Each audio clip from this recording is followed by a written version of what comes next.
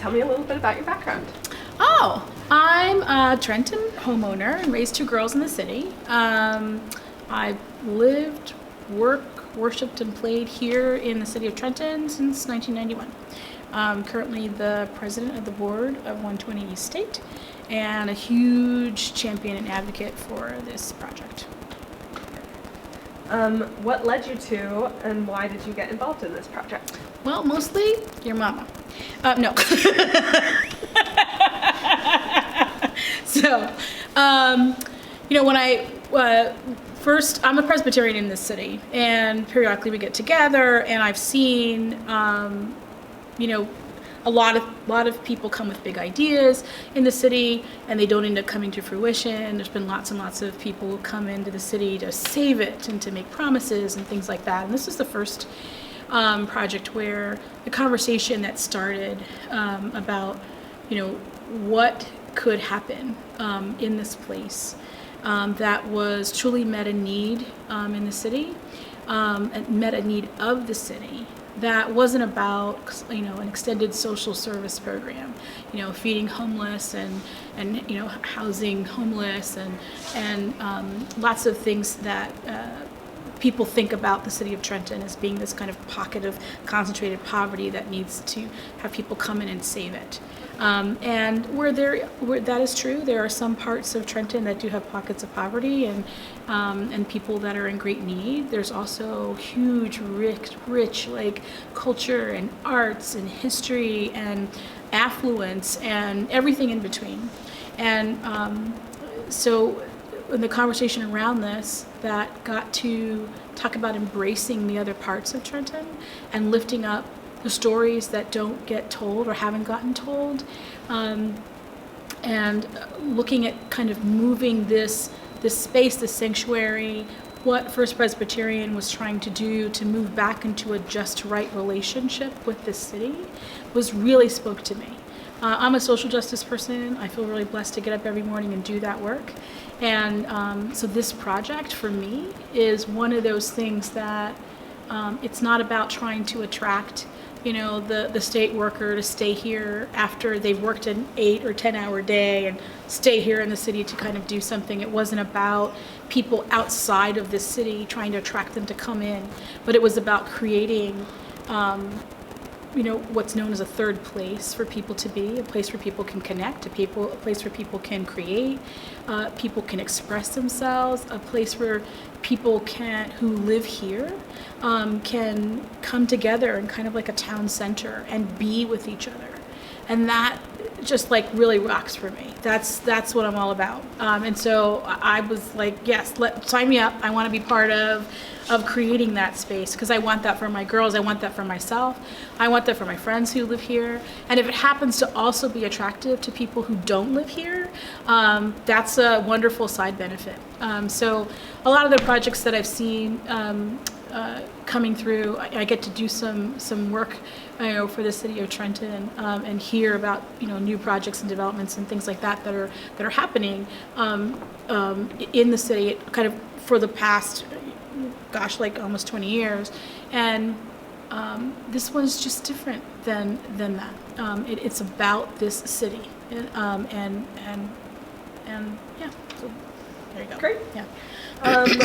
Why is it important to transform this site into a community resource? Well, what I have to say, it's been a good thing that the congregation that was in this building had a real honest conversation with themselves and looked at and invited in other people that are in and around this neighborhood to come and say, hey, how have we shown up for you? And do you think we showed up for you? And like, what do you think is happening? And they, we're great neighbors. They recognize that, acknowledge that, but wanted to have the conversation about how they could be better neighbors and how they could, do their part to show up in a real authentic way that was a good, positive, and productive way. I mean, this building is 200 years old. The First Presbyterian has been on this corner for 300 years. And the building is not what it used to be. It's a lot of delayed, maintenance that has a lot of parts of it kind of falling down. And when you think about, kind of the PCUSA and other kind of large churches, just even across this country, but especially here in New Jersey, those churches take up a lot of physical land space in really concentrated urban areas. And those urban areas the concentrated urban areas here in New Jersey are really concentrated with lots of people of color. And so when you're looking at social justice and you're looking at the history of things and you're looking at, how do we get to where we are, this congregation, along with like other Presbyterian churches and other large churches that have historically been around for 200 and 300 and 400 years in a particular place, contributes to what the city's kind of disarray is like and what it's not. To be people who are charged and called to love people, you want to do your part to not be part of what's bringing something down. And so, recognizing that this building needs to be able to, as historic as it is, and it's on the National Register of Landmarks and the State Registry of Landmarks, it needs to do its part to be a benefit to the neighborhood and not be something that's kind of pressing it down.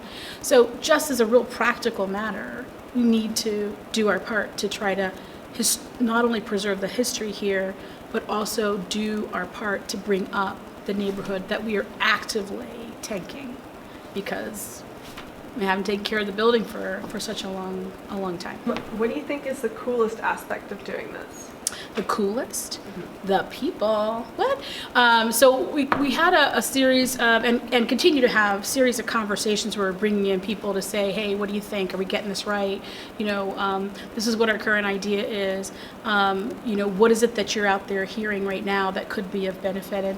And there is such flexibility with the design. I mean, there's some pieces that aren't that flexible, right? The space is what it is. We can only, rehab and revitalize it in a certain way, but it is flexible enough that it's going to be able to house a ton of different things. And one of the things I think that's really, really cool is our goal is to try to make sure that as we're developing and building this thing, that we're doing it in a way that we're not incurring debt.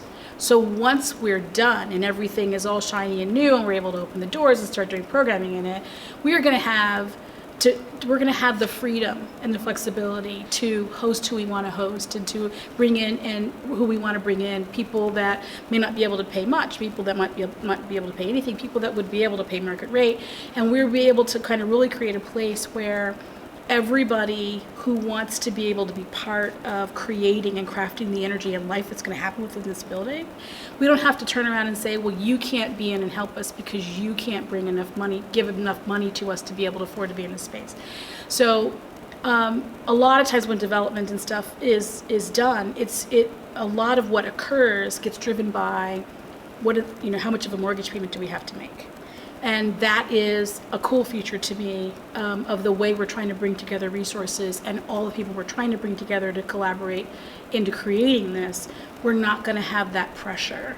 And so that gives us lots of freedom to think up and to be able to make a home, or at least to make a space for people who typically wouldn't be able to get into a building that's going to have the state-of-the-art amazingness that's going to be within these walls. They wouldn't normally be able to come in and do it, and so that's going to be able to do it.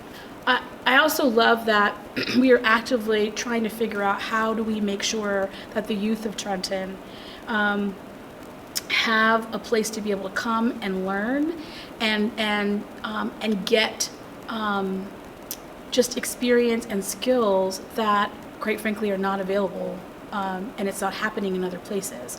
Other places that have developed and have, in their plans and their design are saying, oh yeah, we're gonna make a space for people to be able to come and do their art and do their creativity and learn this, that, and the other. And then when their doors open, you can't get on their calendar. You can't, none of the stuff that they commit to in their design and in their original presentation to get their approvals actually occurs. And this is a group of people that when they say they're going to show up in that way, they're going to show up in that way. And so it's kind of really cool to kind of create and build with this particular group of people that are coming together. And so that just is very exciting to me. I love when, you say what you do and you do what you say. I love that. And so that I think is another cool feature of what's going on. How does this project fill a need for Trenton? Well, so with all the research that we've done, in real practical ways, we're going to be creating a performance space, and that just doesn't exist. I mean, Trenton has a small theater in Passage Theater that does some amazing things, and they've got a large theater that seats several thousand people in the War Memorial, and there's nothing in between.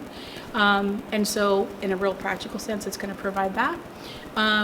But also in the flexibility of the way that the space is designed, and how we're looking to be able to preserve the history, make various parts interactive, create a space where people that are coming into the city, bringing young students that are coming to the State House for the day to kind of do their annual trip to the State House and learn about the state legislature in New Jersey, will be able to come down and have a place to park themselves and to eat their lunches and to do all the things that other cities that have those amenities have been able to host, but we haven't been able to do that. So it's just like a million different ways that are in the design and the thinking, and so it's a good thing.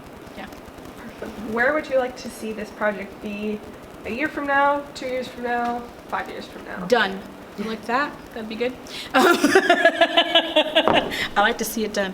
And I'd like to see it actually linked to the other historic properties and other kind of living history stuff that happens in this region. So I'd like to see us in partnership with what's happening in Philadelphia and what's happening just in other parts of the state, and to be in that, to be part of that network where people can, go to one place and there with intention journey here and make this a destination, a place where people want to be able to come.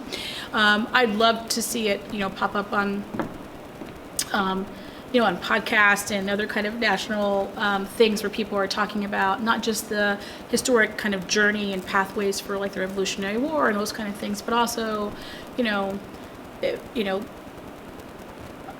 people that are into the black punk scene to be able to say, hey, I come, annually to 120 East State, and there's a massive convention that people come together and have that space. I learned to make movies here, to do lighting. I come here because the theater's amazing. I come here because there's a concert series out of that space that's amazing. I come here because there's classes that help me, learn how to do CPR. We're part of that, national effort where people want to, learn, teach entire communities to have CPR so that people can be safe, and we can be there for our neighbor. Just any and everything that doesn't really have a place right now, but is going to be of benefit to humankind, that Trenton is on the map through this space, as being in partnership with making that stuff happen. So I'd love to see that. Question: and what do you want the lasting impact of this project to be? I'd like for it to be good. Yes. Really, really simple.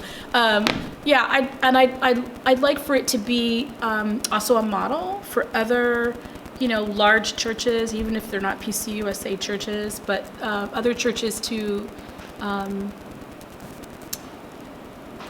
find ways to revitalize and repurpose themselves, and through the partnerships that you can have with state historic trust monies, and to ways to be able to engage community to figure out what a community truly needs.